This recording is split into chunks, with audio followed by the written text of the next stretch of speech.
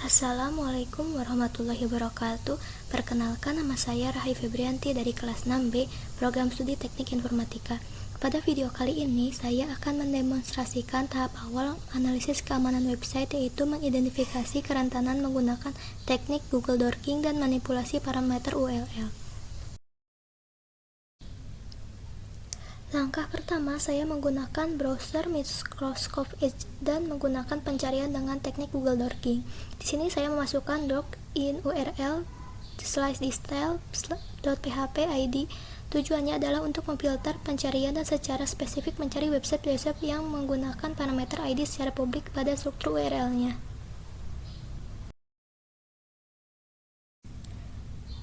Dari hasil pencarian tersebut, saya mengambil salah satu target utama untuk dianalisis, yaitu website Yamaha Kaltim.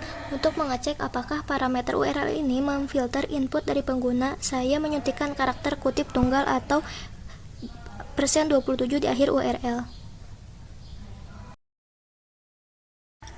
Langkah ketiga, untuk memvalidasi kerentanan tersebut, saya menambahkan sintak komentar SQL, yaitu min plus min di belakang tanda kutip tadi. Dan dilihat halaman website kembali dimuat secara normal tanpa ada error. Ini membuktikan secara pasti bahwa perintah yang saya masukkan dieksekusi langsung oleh database. Dengan kata lain, fix website ini rentan terhadap SQL injection. Pada bagian ini, video saya percepat. Saya melakukan metodologi pengujian yang sama ke beberapa link target lain yang saya dapatkan dari hasil dorking tadi.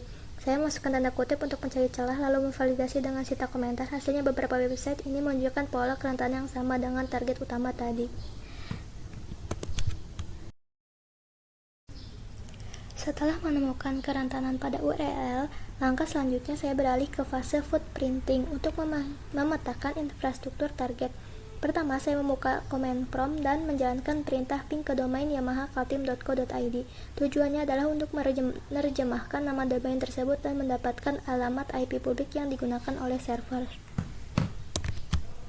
Selanjutnya, saya menyalin alamat IP tersebut ke dalam mesin pencarian Shodan untuk mencari attack surface atau permukaan serangan dari sisi jaringan eksternal. Dari hasil scanning ini, server secara publik mengekspos banyak informasi penting. Kita bisa melihat bagian general information, web technologies yang beroperasi di belakang layar, hingga dashboard TCP yang berstatus open atau terbuka. Semakin banyak port yang terbuka ke internet publik, semakin banyak pula potensi pintu masuk bagi seorang penyerang. Dari hasil identifikasi port yang terbuka tadi, saya menemukan bahwa panel administrasi server tidak dibatasi aksesnya. Seperti yang terlihat di layar, ini adalah halaman login si panel dari website target yang dapat diakses secara bebas melalui URL publik. Tereksposnya pintu masuk administrasi seperti ini adalah miskonfigurasi keamanan yang cukup serius, karena sangat rentan dijadikan target serangan brute force atau penebakan password massal secara terus-menerus.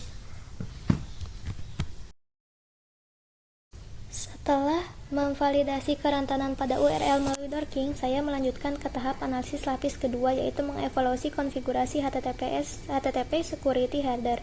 Saya menggunakan alat pemindai securityheaders.com dan memasukkan URL utama target untuk melihat seberapa baik peladen pelindung sisi klien atau browser pengguna.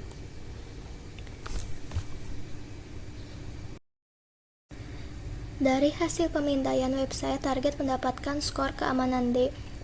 Meskipun peladen sudah mengaktifkan HSTS untuk memaksa koneksi HTTPS, masih banyak pelindung fundamental yang diabaikan. Bisa kita lihat pada bagian missing headers, target tidak mengkonfigurasi GSP dan Xframe option. Ketiadaan perlindungan ini membuat situs sangat rentan terhadap eksklusi skrip berbahaya seperti cross-site scripting atau XS, serta rentan terhadap serangan manipulasi visual seperti clickjacking.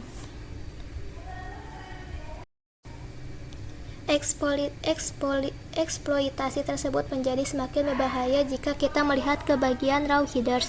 Target mengirimkan cookie manajemen sesi, yaitu PHP SESID, tanpa menggunakan flag pengaman seperti HTTP only dan secure. Ini berarti jika penyerang berhasil menyuntikkan celah XXS tadi, mereka dapat dengan mudah mencuri ID sesi pengguna dan melakukan session hijacking.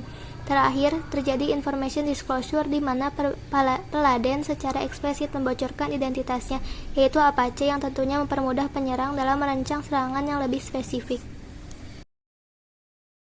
Dalam fase reconnaissance ini adalah memetakan topologi jaringan dan attack surface target secara menyeluruh. Di sini saya menggunakan alat DNS Dumpster. Saya mau memasukkan domain target yaitu yamahakalteam.co.id ke dalam sistem untuk mengekstrak seluruh DNS records yang terkait. Setelah hasilnya keluar, pada bagian A records kita bisa melihat daftar subdomain yang terekspos seperti mail dan www, yang semuanya mengarah pada IP utama target. Menariknya, alat ini juga mendeteksi banner layanan yang berjalan pada IP tersebut. Selain layanan web Apache, terlihat jelas pada layanan file transfer protokol atau FTP menggunakan pure FTP yang terekspos. Ini merupakan tambahan celah potensial karena port FTP sering menjadi target serangan. Selanjutnya, pada bagian MX Records atau Mail Exchange terlihat bahwa lalu lintas email perusahaan dikelola oleh infrastruktur pihak ketiga yaitu Dinet, Surabaya atau PT Dutacom Wibawa Putra. Begitu pula dengan yang servernya. Informasi ini menunjukkan kepada penyerang bahwa ada ketergantungan pada vendor eksternal yang dapat dimanfaatkan untuk vektor serangan social engineering.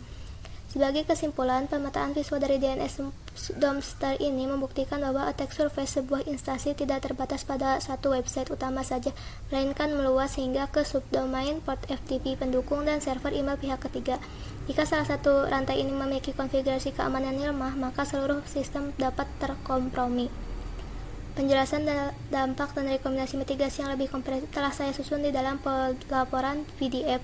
Demikian dokumentasi dari saya. Terima kasih atas perhatiannya. Wassalamualaikum warahmatullahi wabarakatuh.